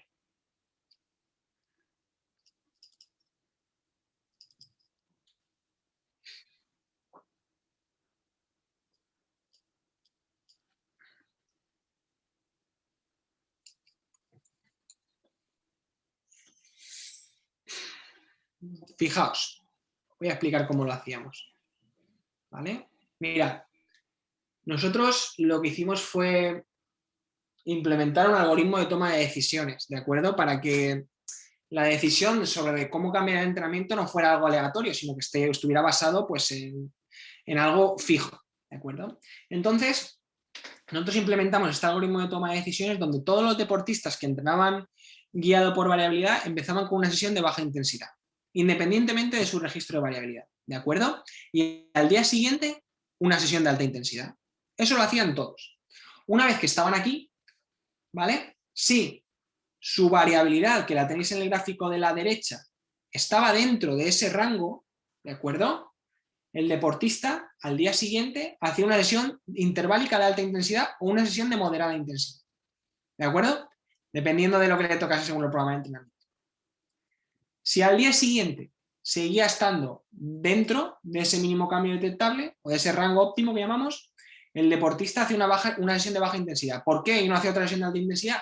Porque la realidad, cuando tú aplicas un entrenamiento a deportistas reales y no a ratones, como no es el caso, nosotros lo aplicábamos a ciclistas, es que tú no puedes hacer entrenamientos intensos todos los días, ¿vale? Entonces hacíamos 2 y 1 de baja intensidad obligatoria, ¿vale? Al día siguiente, imaginaos, hace alta intensidad, baja intensidad y al día siguiente sigue estando dentro. Es decir, está respondiendo bien al entrenamiento. Pues volví a hacer otra sesión de alta intensidad y se mantenía en esta parte del algoritmo. Alta, alta, baja, alta, alta, baja. Es decir, 2 días muy duros, porque eran entrenamientos muy exigentes, un día de baja intensidad. ¿De acuerdo? ¿Qué pasa si cuando, por ejemplo, llega aquí mi deportista y después de la primera sesión de alta intensidad se cae por abajo? ¿Vale? Vemos que se cae en la parte de abajo de ese mínimo cambio detectable. Entonces, se encienden las alarmas y dicen, ostras, este deportista no está para hacer otra sesión de alta intensidad, pues vamos a bajarle un escaloncito. En vez de hacer una sesión de alta intensidad, vamos a bajarla, una sesión de baja intensidad. ¿Qué pasa si al día siguiente el deportista sigue estando frito? Vamos allá a un lenguaje más coloquial. Sigue estando cansado según su datos de variabilidad. Pues que el deportista descansa. Es decir, este deportista no voy a hacer otro estímulo que haga que su tono vagal siga cayendo o su indicador vagal siga cayendo. ¿De acuerdo? ¿Qué pasa si sigue estando así? Pues que vuelve a descansar. Fijaos, es decir, podemos enganchar hasta 3 días en el cual no ha hecho ni un solo entrenamiento intenso. Baja, descanso, descanso. Al día siguiente, independientemente de cómo esté su variabilidad, entrena otra vez, pero entrena a baja intensidad. ¿Vale? ¿Que aquí ya vuelve a estar dentro después de hacer este entrenamiento de baja intensidad? Pues vuelve a pasar a alta intensidad. Es decir, que el deportista, su entrenamiento es móvil y se está cambiando día a día en función de cómo está respondiendo. ¿De acuerdo? No sé si así he resuelto la duda de Javier. Sí, la has explicado, vamos, queda muy esquematizado. Mira, además, otra cosita que quería que destacaras, que se ve muy bien en la figura, es el error que cometen algunos entrenadores cuando se utilizan valores aislados de la variabilidad de la frecuencia cardíaca. Sí, sí. Que se ve muy bien. Si esto, es aquí. Esto es uno de los detalles que no hemos comentado porque no nos metemos en profundo al uso de la variabilidad, sino que simplemente lo presentamos aquí como una herramienta. Y es que nosotros no cogemos el dato aislado de ese día, es decir, no cogemos lo que el deportista se registra por las mañanas. ¿Por qué? Porque al final el entrenamiento, la fatiga y el estrés son procesos acumulativos. Y esto lo estamos viendo, por ejemplo, en los datos. Ahora, cuando vemos el informativo, nos dan los datos de contagiados en una media móvil con el virus este dichoso que tenemos. Pues esto es lo mismo, es decir, un dato aislado nos aporta poca información y hay mucha variación entre días. Es decir, la herramienta que me da un dato al día y eso lo utilizo para entrenar, pues su validez y su aplicación al entrenamiento pues queda un poco en entredicho, sino que tú lo que tienes que coger es la tendencia de ese deportista, ¿vale? Que se ve en la figura, los datos aislados serían los triangulitos azules y Exacto. lo que cogéis es la media móvil, que es la línea verde. La media móvil, exacto, exacto. Bueno, yo quería comentar otras dos cositas que bueno, me han surgido a lo largo de tu presentación. Respecto a los ejercicios de fuerza, ¿no? Sabemos que hay una relación directa, por ejemplo, en atletismo con trabajo de fuerza y economía de carrera. No solamente trabajo de fuerza en gimnasio, sino, por ejemplo, trabajo de pliometría. Sí. Entonces, me gustaría saber si en ciclismo la velocidad de ejecución de los ejercicios siempre es máxima como en atletismo. Es decir, en atletismo, los velocistas o los mediofondistas, cuando están haciendo trabajo de cargas máximas, tienen que intentar mover la carga a la mayor velocidad posible, aunque sea una velocidad de ejecución lenta. Si se acercan a ese 100% de la RM. Sí. ¿Vale? Esto en ciclismo es algo que se lleva a cabo igual que en atletismo o no. Mira, es algo que, por ejemplo, en el ciclismo en pista está muy instaurado. Los deportistas y sobre todo los velocistas hacen entrenamiento de fuerza, muchos de ellos tienen ya su encoder, ¿de acuerdo? Para valorar la velocidad a la cual desplazan los pesos y está muy instaurado el entrenamiento buscando siempre la máxima velocidad concéntrica del ejercicio. En disciplinas de resistencia, sobre todo en el ciclismo de carretera, donde hay un estigma muy grande en relación a la masa del deportista, pues no se hace tanto por miedo muchas veces y por falta de cultura de los entrenadores y que consecuentemente transmiten a sus deportistas. Entonces, un entrenador no solo tiene que ser el que prescribe el entrenamiento, sino también tiene que ser, entre comillas, un profesor. Tiene que enseñar al deportista que tiene que hacer fuerza y saber por qué tiene que hacerla y transmitírselo a él. Es decir, no le tienes que decir, oye, haz esto porque tienes que hacerlo a máxima velocidad. No, mira, tienes que hacerlo porque si lo haces a máxima velocidad concéntrica, pues vas a generar unas adaptaciones que generalmente van a favorecer una mayor economía de ejercicio, por ejemplo. Entonces, en el ciclismo de carretera, por desgracia, a nivel práctico, no se hace cada vez más y por ahí hay entrenadores muy buenos, muy formados a nivel nacional, que por suerte ya están aplicando estas metodologías, ¿de acuerdo? Pero nos queda todavía mucho camino que recorrer. Estamos muy lejos de otros países como Australia o como Noruega o como Suecia, pero bueno, gracias a charlas como esta, pues muchas veces pues, podemos transmitir eso a los entrenadores de a pie, aunque Santi, tú y yo también lo somos, ¿de acuerdo? Pero parece que hasta que no te lo cuentes a través de un ordenador, pues no se lo terminan de creer. ¿Vale? Sí, porque además sí que somos pioneros en creación de aplicaciones móviles por parte de españoles que son referentes mundiales, por ejemplo, como Balsalobre o como Pedro, ¿no? Del Inete Madrid. Efectivamente. Sí. Entonces, pues esa es una de las dudas que tenía. Mira, otra de las cuestiones que te quería plantear, porque claro, algunos entrenadores dirán, claro, ¿qué ocurre si yo me voy a entrenar a una zona donde hace mucho calor? Por ejemplo, me voy al Tour Down Under, ¿no? Que se va a celebrar ahora o, en fin, no sé si está en vías de celebrarse o no. No, no sé si se ha cancelado, puede ser, igual alguno de los que nos escuchan, si no se ha cancelado estará a puntito. Bueno, en fin, paso del hemisferio norte al hemisferio sur en pleno invierno y, bueno, llego allí y es verano. Claro, uno de los elementos uno de los mecanismos que unos mecanismos físicos que se van a desencadenar, además de manera inmediata, es una hipervolemia, ¿no? A los 3-4 días ya era un incremento considerable del volumen plasmático. Sí. O, por ejemplo, me meto en un avión 30 horas y va a haber un elemento de vasoconstricción.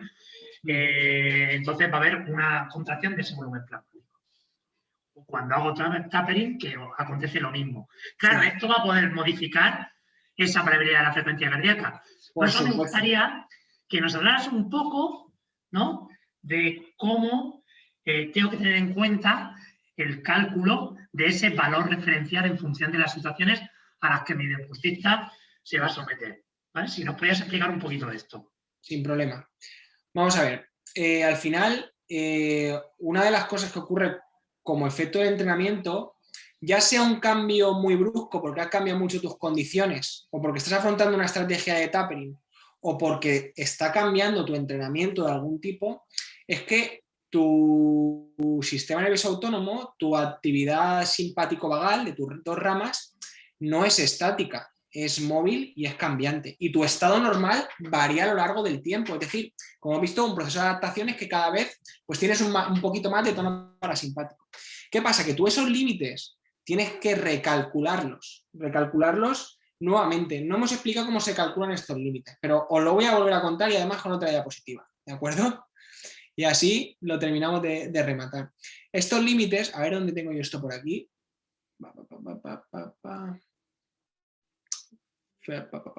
A ver, sí, mira, fíjate. ¿Cómo determino ese mínimo cambio detectable? ¿De acuerdo? Parece, Santi, que las preguntas estén ensayadas porque tengo aquí la diapositiva, pero tú y yo sabemos que no es cierto, ¿eh? Bien, ¿cómo determino ese mínimo cambio detectable o cómo mi variabilidad está en una zona, llamémoslo, óptima? Eso se calcula con los valores propios del deportista. Yo no puedo coger valores referenciales de una población. Y lo que tengo que hacer es, durante un periodo determinado, registrar esos valores de variabilidad.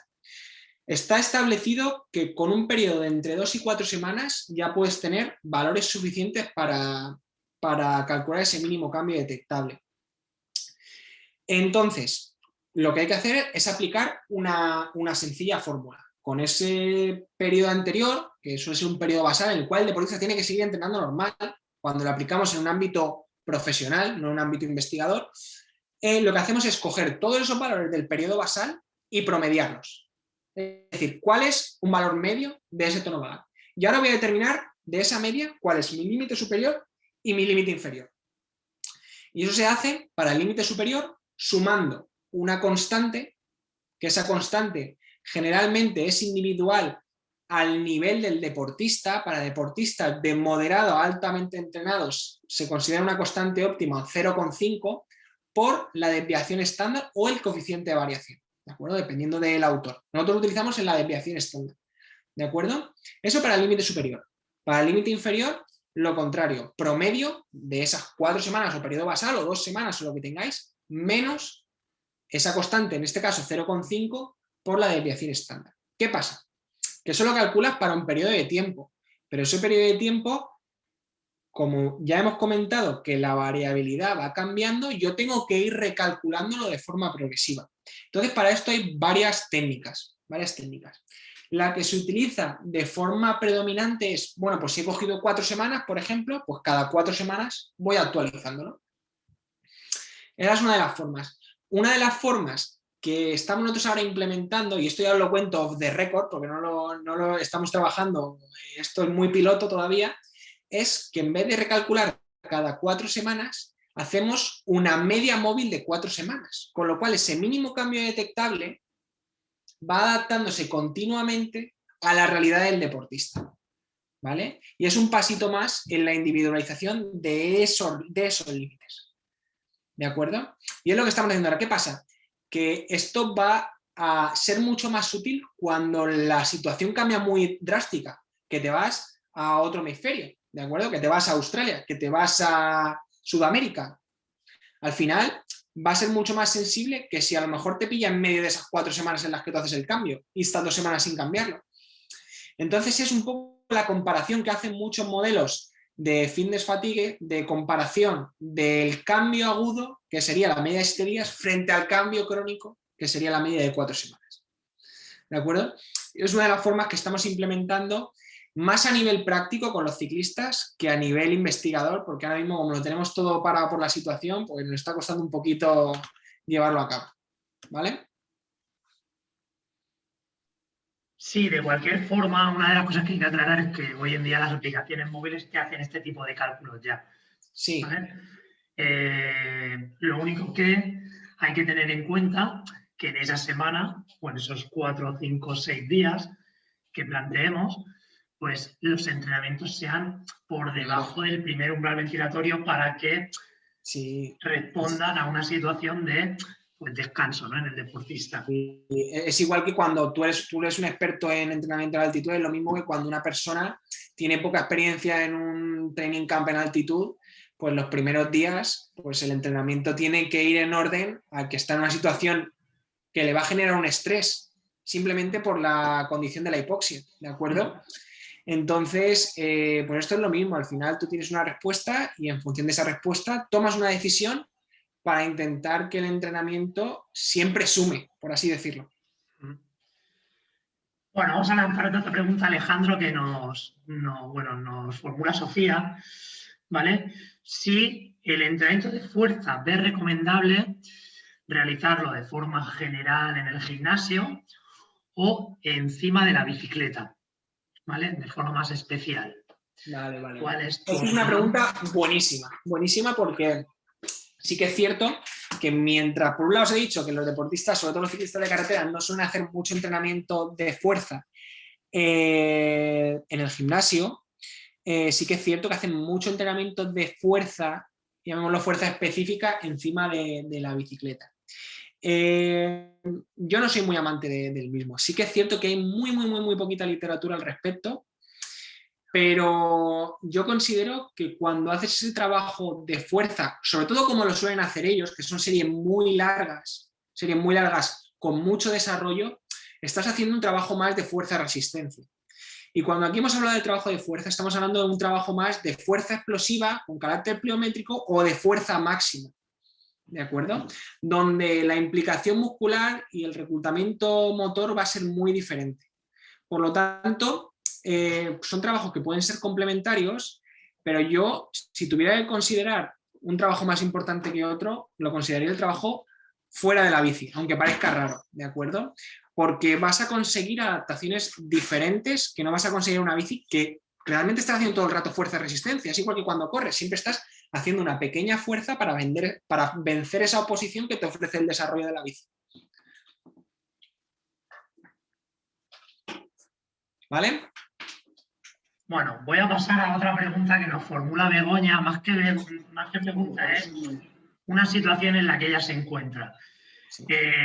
Bueno, como sabes, Begoña trabaja con el equipo de promesas paralímpicas de Cofidis y bueno, ella, uno de los problemas que se encuentra es que los test que se plantean en la literatura, bueno, a veces se realizan en rodillo.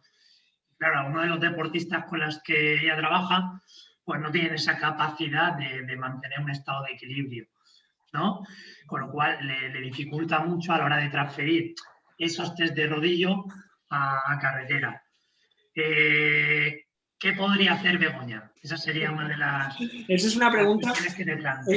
es una pregunta muy chula, más que nada porque los he visto sufrir, porque estuve en una de esas concentraciones, he visto sufrir a su increíble staff técnico y staff de mecánicos, intentar montar un handbike en un rodillo y es algo que es realmente muy complicado. Al final es como todo, intentar esa respuesta, por desgracia no la tengo, ¿de acuerdo? Igual hay otra persona más experta en ese ámbito de adaptar una prueba u otra, pero yo creo que incluso, Santi, tú puedes contestar a esa pregunta, porque tú también, cuando has venido aquí a hacer pruebas, pues siempre hemos tenido que hacer pues alguna adaptación y claro, al final también hay que determinar no solo temas de equilibrio, sino también temas de protocolo, porque claro, una persona no mueve los mismos vatios, los valores de referencia son muy diferentes, la duración de la prueba también se puede ver muy dilatada, con lo cual los valores que vas obteniendo, sobre todo del perfil fisiológico,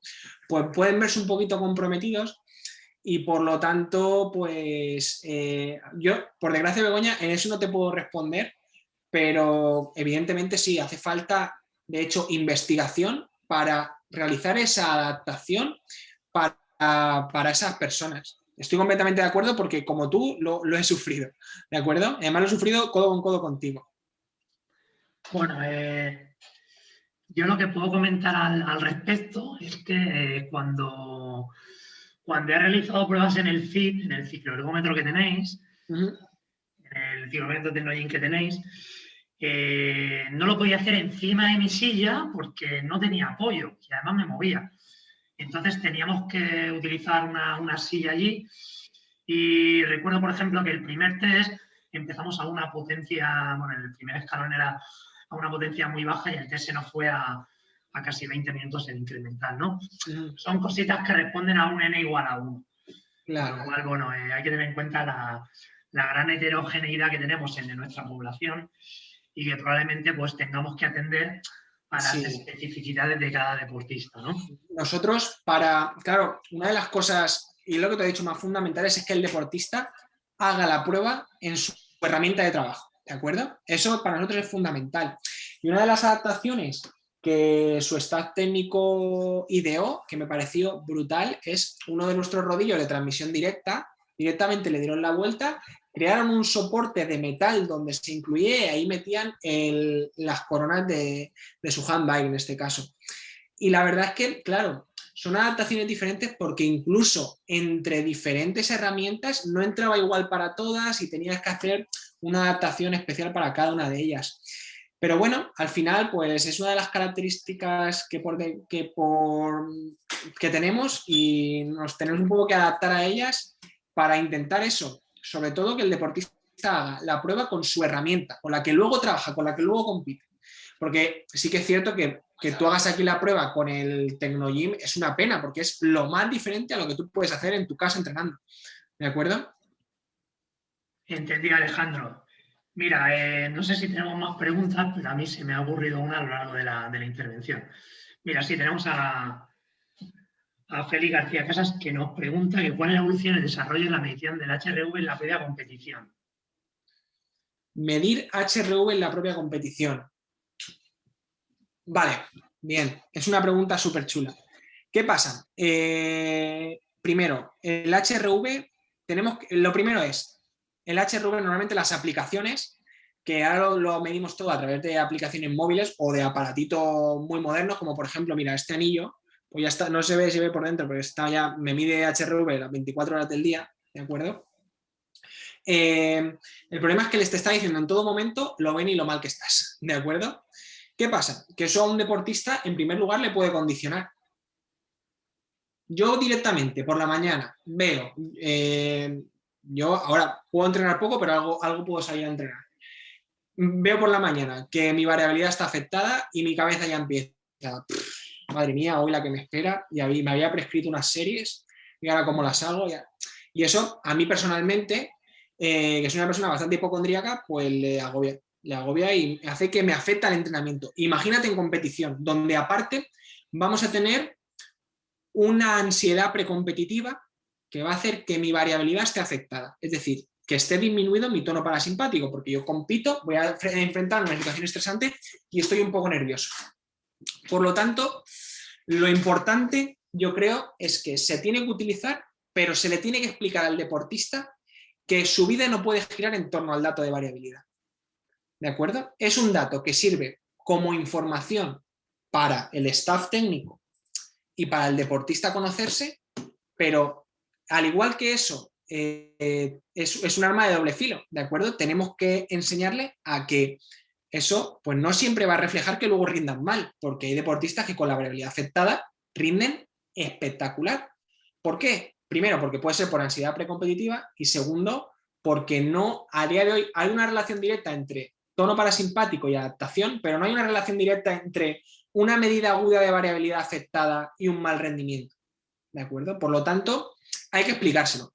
Si no somos capaces de explicárselo porque el deportista pues lo somatiza todo mucho o no lo lleva bien o tal, muchas de las aplicaciones te permiten ocultarlo, ¿vale? Y que el dato solamente le llegue al entrenador y tú se lo comunicas o no. Eso lleva un poco con la relación personal que tengas con tu deportista. Sí, al respecto de lo que te ha comentado, bueno, nos comenta Félix, que se refiere a la toma de, perdón, pero voy a leerlo porque Igual no he entendido bien la pregunta. es un texto un poco largo, voy a leerlo. Bueno, se refiere a la toma de datos en la competición para percibir resultados en pruebas de varios días de duración. Y comenta, como anécdota, a lo que me comenta Alejandro, mis dos peores días históricos entre años con HRV for Training fue en 2 días diferentes que eran campeonatos de España. Si me hubiera guiado solo por la alegría, ese día no me debería haber ni levantado de la cama. En cambio, fue un gran día. Lo oculté y lo día posterior si no me hubiera movido la cabeza. Yo quiero comentar algo al respecto del estudio que publicaron Plius con los remeros olímpicos. De hecho, fue un estudio que mostraba la variabilidad de la frecuencia cardíaca durante toda la temporada. Y ellos observan que los que acaban siendo campeones olímpicos... Buenas tardes, Federico, soy Iván. Un momento. He intentado utilizar ambos formatos para hacer la creación de exámenes. Un segundo, Santi. Pasado como al final me decanté por el Leckel, porque aunque es cierto que, como has comentado, el porcentaje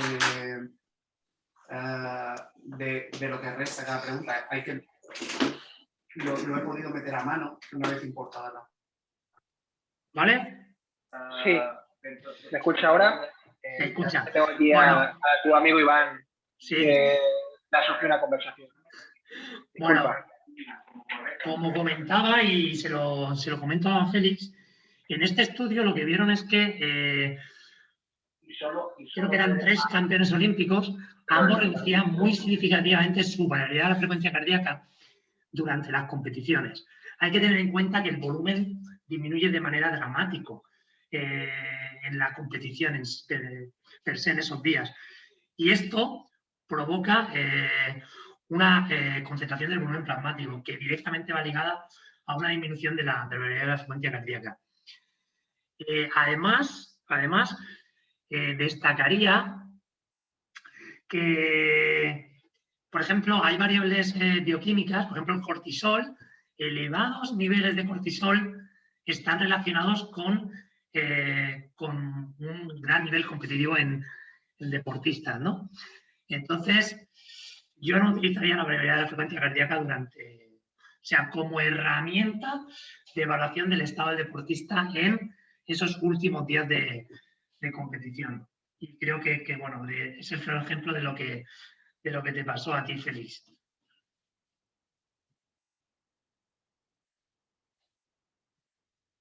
¿Alejandro? Sí, bueno, yo estoy de acuerdo en todo lo que has comentado. Al final, lo importante de esta herramienta no es que centremos o pivotemos todo nuestro entrenamiento a lo largo de ella, sino que sea una información adicional que nos ayude a tomar decisiones en algunos momentos. Evidentemente, la competición va a estar afectado, pero no nos va a servir, yo creo, para decir, mira, hoy tengo una variabilidad súper bien, voy a atacar. No, eso es algo más complejo, ¿vale? Y al final no estamos viendo todas las caras de una misma moneda y el rendimiento es más que cómo está respondiendo en ese momento una variable que además está afectada por tantas cosas, ¿de acuerdo? Entonces hay que contextualizarla muy bien. ¿Que nos va a aportar información? Sin ninguna duda. ¿Que tenemos que centrarlo todo en ella? Yo no creo que deba ser así. Bueno, quiero hacerte una pregunta, Alejandro, sobre un modelo de entrenamiento que está muy en auge ahora y ya hay varios estudios. El último que he leído fue de Rafael Faiz con un ciclista profesional, un suizo que vive en Colombia, en la zona de Antioquía. Entonces, es sobre el modelo de sprints repetidos en hipoxia. ¿Cuál es tu opinión? Y si crees que se debería implementar en ciclistas profesionales. Es una pregunta complicada porque además se sale un poquito de mi ámbito investigador. Pienso que es una metodología muy nueva todavía, sobre todo para aplicar en deportistas de tanto nivel. Pero sí que es cierto que puede servir como una metodología complementaria, ¿de acuerdo?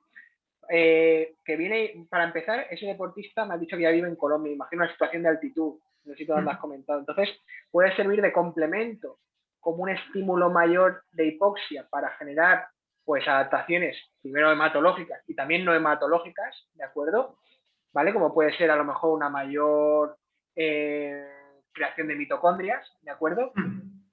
Pero que al final una gran parte del beneficio en esa población va a venir dada porque es algo muy diferente a lo que suelen hacer. Un estímulo muy concentrado, muy relacionado con una metodología de alta intensidad y que va a sacar un poquito al deportista de lo que llamamos su zona de confort y puede hacerle que le genere adaptaciones que de otra forma pues no ha tenido porque no ha sido expuesto a esos estímulos. Entonces, bueno, pues al final hay mucho todavía que trabajar, pero son resultados prometedores también en un estudio de caso de un deportista, ¿de acuerdo? Se ha hecho muchas cosas en personas menos entrenadas Pero sí que es cierto que desde mi punto de vista es muy interesante por eso, porque es un estímulo diferente en una población en la que necesitan hacer cosas diferentes para sacarlos de su zona de confort y producir ese síndrome general de adaptación que les haga mejorar un poquito, que ya es un mundo en este deporte. Bueno, pues creo que hemos tenido una sesión súper interesante. Además, como os hemos comentado al principio, la tendréis disponible en la web del Comité Paralímpico en unos días.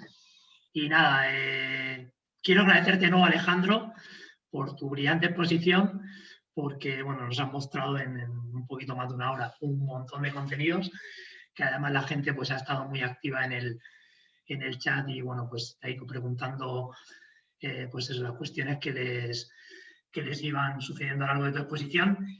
Y bueno, emplazarte probablemente para un nuevo webinar en futuros trabajos que vais a realizar en el CID. Sí. Y bueno, nada, que sepas que para mí es un placer tenerte aquí y que, bueno, pues espero que todos hayáis disfrutado. Y bueno, pues que nos vemos el día 18 con TADEC y bueno, que seguiremos impartiendo webinars con especialistas como, bueno, de tu talla. Vale, vale. Yo, bueno, agradecer nuevamente a ti, Santi, y al comité por haber contado conmigo. Agradecer a los asistentes, tanto que os habéis quedado y nos hayáis salido al primer minuto, y sobre todo la cantidad de preguntas. Y luego ponerme a vuestra entera disposición para cualquier duda que os pueda surgir, cualquier cosa que queráis profundizar, cualquier concepto que no os haya quedado del todo claro porque lo he pasado muy por encima y queréis trabajarlo un poco más. Pues tenéis en el tweet que ha compartido Santi está mi cuenta de Twitter, que podéis ahí contactarme directamente, o a través del correo electrónico que le ha puesto en la presentación, ¿de acuerdo?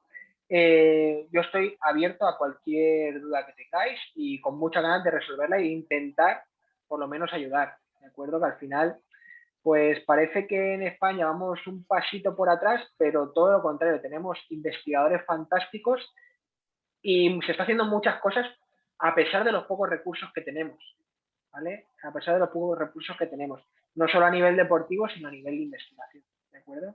Así que nada, muchas gracias por asistir y espero que nos podamos ver en persona más adelante, ¿de acuerdo? Un abrazo muy fuerte a todos. Un abrazo y cuidarse que bueno, esperemos que esto se solvente pronto y podamos hacer seminarios, pero cogidos de la mano. Sí, seguro.